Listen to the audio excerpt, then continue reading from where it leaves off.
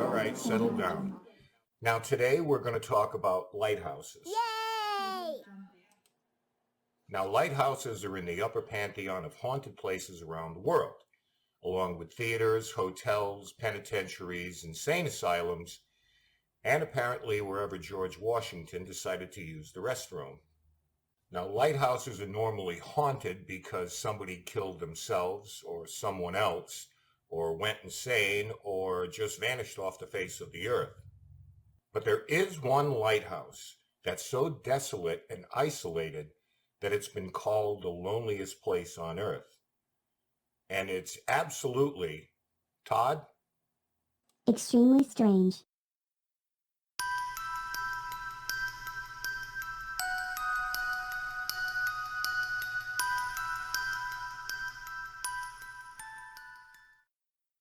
On August 26, 1835, legendary navigator Captain Charles C. Stannard, commanding the vessel John Jacob Astor, discovered the underwater reef on which the lighthouse bearing his name stands today.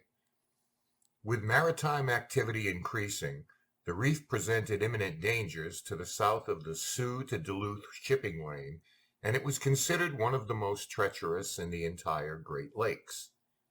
The United States Lighthouse Service determined that a navigational light there was crucial, but there were concerns if any structure could survive exposure to any of the lake's typically fierce storms. Upon completion of Spectacle Reef in 1878, the equipment and the construction crew were moved to Huron Bay on Lake Superior. A base camp was set up near Scotty, Michigan, 51 miles southwest of the reef, that included barracks, offices, workshops, docks, and storage. Once the massive concrete base was completed, work on the lighthouse began. It was a tedious process, as each spring repairs had to be made to damage caused by ice from severe winter storms. Likewise, summer storms would also result in the crew being evacuated from the island, and in the year 1878 to 1879, only 61% of the anticipated work was completed. The lighthouse would be constructed with quarried 12 to 30-ton sandstone blocks from Kelly's Island on Lake Erie and brought to the site by barge. Ensuring that each block would seamlessly fit, the entire tower was constructed on shore before being reassembled at its destination piece by piece. After 5 years' work at a cost of $300,000, the first active lighting took place on July 4, 1883. It would also become the farthest offshore lighthouse in the United States, with Keweenaw Point 25 miles to the west and Marquette 42 miles to its south. As a result, it became known as the loneliest place on earth. Its first years were like nothing ever seen by veteran keepers before. Violent storms would send 30-foot waves crashing into the tower, with spray reaching the top-level lantern room some 110 feet above the waterline. Keepers would have to tie themselves off by ropes when venturing outside to keep from being windswept off the rocks. In spring, residual ice from winter storms would sometimes reach 10 feet in thickness and have to be painstakingly chopped away by axes. In one year, it wasn't until July that the keepers were able to reach Stannard Rock because of the layer of ice covering the lake. In 1913, keepers there had to be rescued by a crew of 12 as the light had been encased in 12 feet of ice. It took a full week to free them. The lighthouse became known as a stag station, meaning only males would inhabit the tower, as wives, girlfriends, or children were considered a distraction, and that concern for their safety could result in critical or possibly lethal errors. The first keeper was John Pask, who transferred there from the relatively serene Sturgeon Point Light in 1883. His tenure there lasted a year before he transferred to Michigan Island. That same year, 3 assistant keepers were appointed under Pask, but 6 quickly came and left, with 3 totally leaving the lighthouse service, and another resigning only 3 weeks into his assignment. Only one held the distinction of being the longest-serving keeper, Lewis Wilkes, who held down the job from 1936 to 1956, at one point spending 99 straight days there. His assistant, Elmer Salmonen, matched Wilkes in service time with his tenure spanning the years 1934 to 1954. Their extended time there remains a remarkable feat in itself. The extreme isolation took its toll on the men who served, with only open waters surrounding them, no sight of land, and the constant threat of unimaginable storms bearing down on them. As a result, a rotation system was put into place, with revolving crews spending 3 weeks on and 3 weeks off. Keepers were taken off duty in December and would return to service in March. The Coast Guard took control of the lighthouse in 1939, but their members also fell victim to the extreme seclusion that accompanied their service. It's been reported that in the 1940s, one seaman was removed from the lighthouse in a straitjacket, and then in the 1950s, a distress call from another to the Marquette station vowed that if a boat didn't come for him immediately, he would, in his words, start swimming the 24 miles to the nearest shoreline. Others would refuse to return after their 3-week leave, go AWOL, or willingly accept a court-martial rather than go back. The Coast Guard attempted to solve this by only assigning the men a single season and then allowing them to choose their next assignment. Then in 1961, tragedy struck. 3 men assigned to the Light, 35-year-old engineman First Class William Howell, 22-year-old seaman Walter Scobie, and 18-year-old seaman Richard Horn, were present along with 23-year-old electrician's mate Oscar Daniels, who was on site to work on the automation of the Light, as 1961 would be the final year it was required to be manned.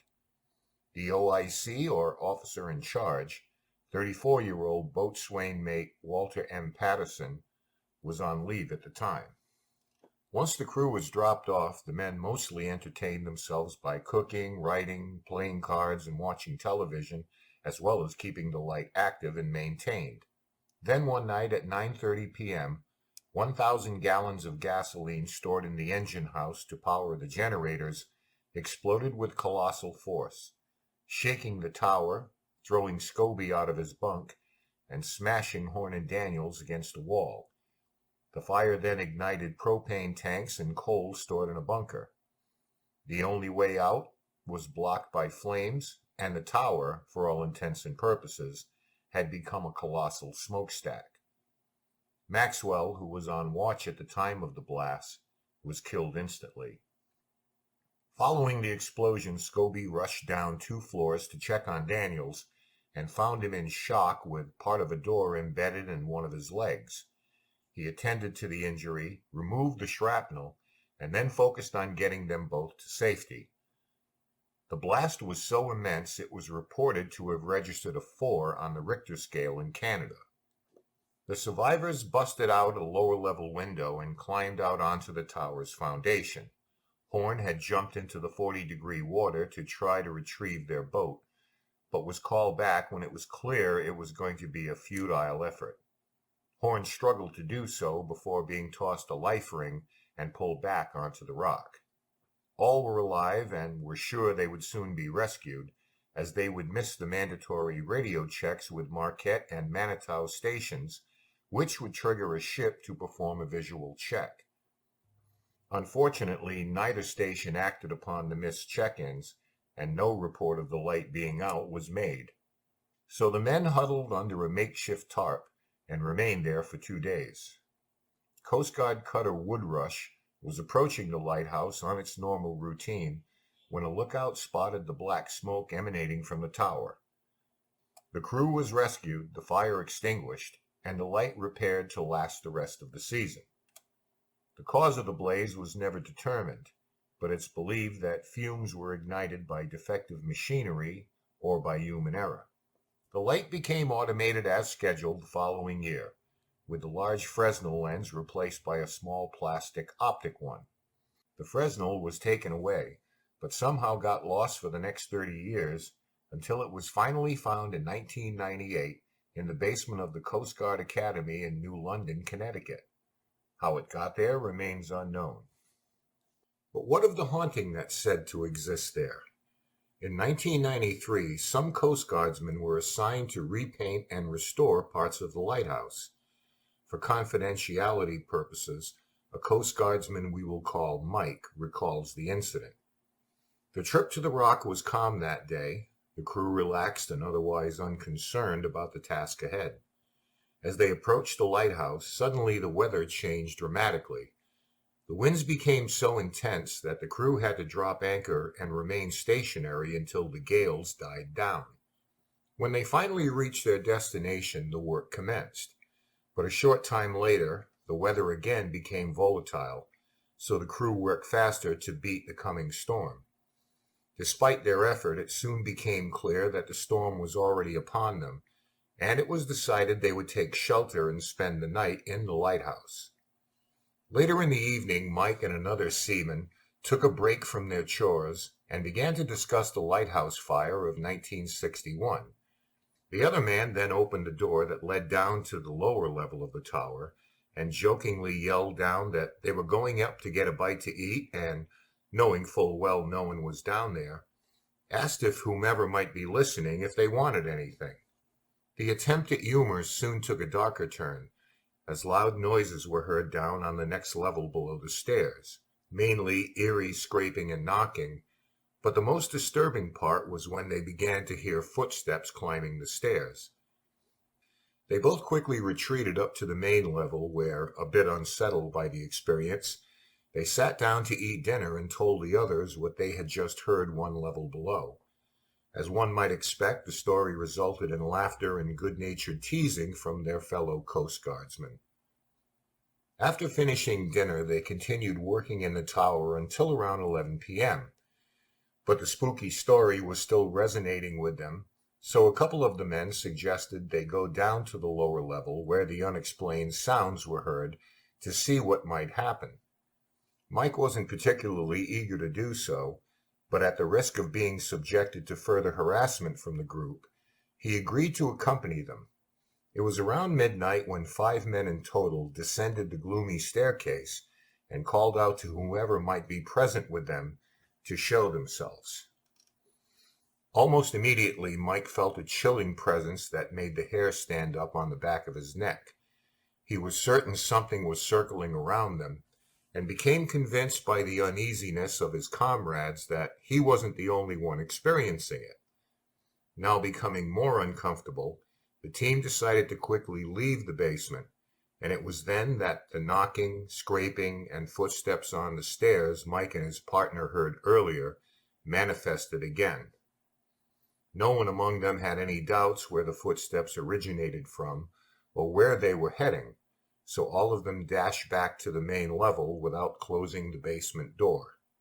Mike was at the back of the pack and told everyone that when he glanced back while running to catch them, he caught a sight of a shapeless, shadowy figure coming through the doorway. It was 3 a.m. when the work was finally finished, so they all moved to the upper level to get some sleep.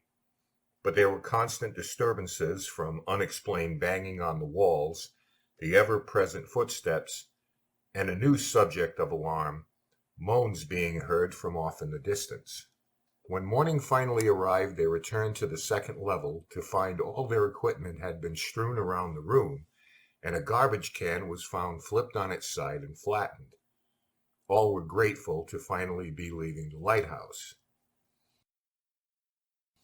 The reef is also at the center of a long-standing Great Lakes legend that concerns the tragic loss of the SS Bannockburn. The steel-hulled cargo ship had a route that passed through the Welland Locks, around the St. Lawrence Seaway, and then into the Great Lakes.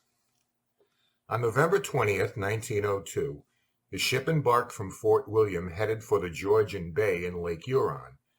Its oldest crewman was 37, with most of the remaining 19 between the ages of 17 and 20. The youngest was only 16 years old. The cargo she carried that day was 85,000 bushels of wheat. Running aground before even making it into the open waters, She was deemed sound enough to continue on the journey. On November 21st, Captain James McMaw of the freighter Algonquin sighted the Bannockburn 7 miles southeast of his position.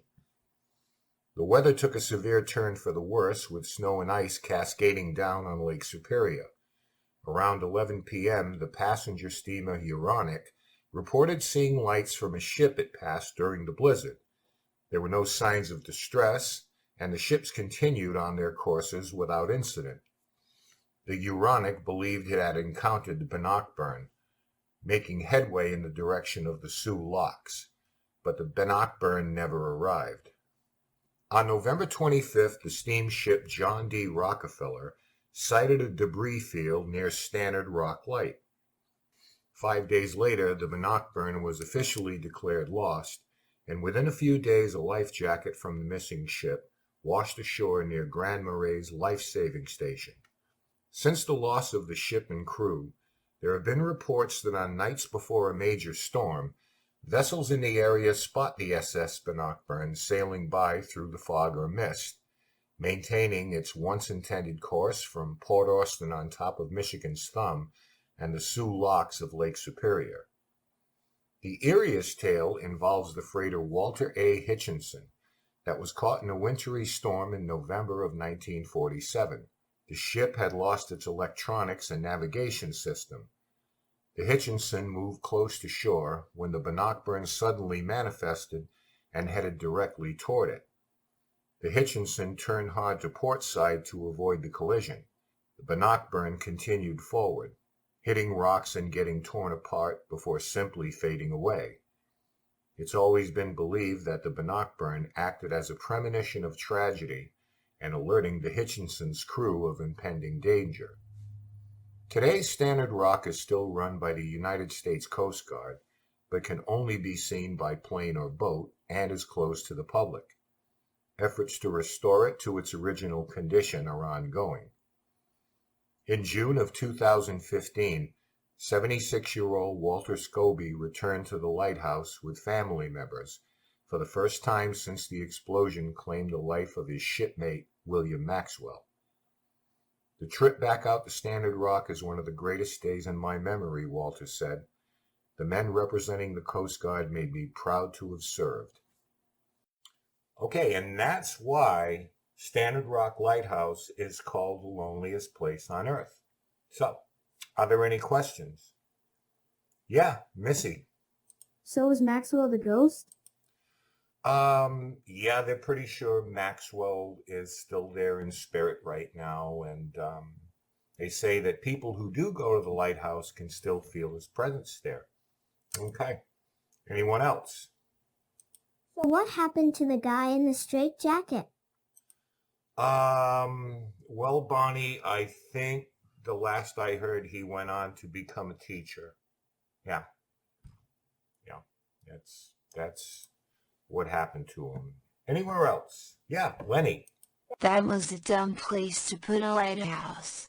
Well, yeah, I mean, it's not ideal. It's out in the middle of nowhere, but that's where the shipping routes were. So, and you heard me tell you about the reef, right? So they had to, they had to kind of avoid that.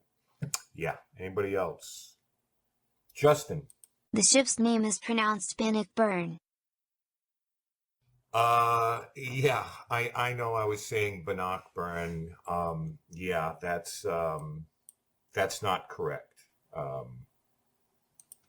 Yeah, it's definitely Bannockburn.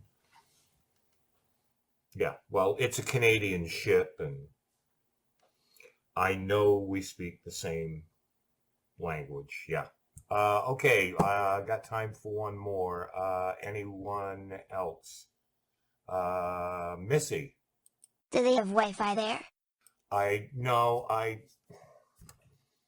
don't know if they have Wi-Fi there. Okay.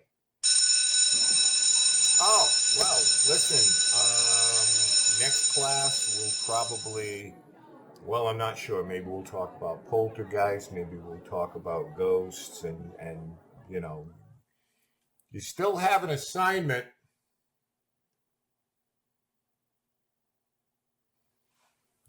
Thank God that's over.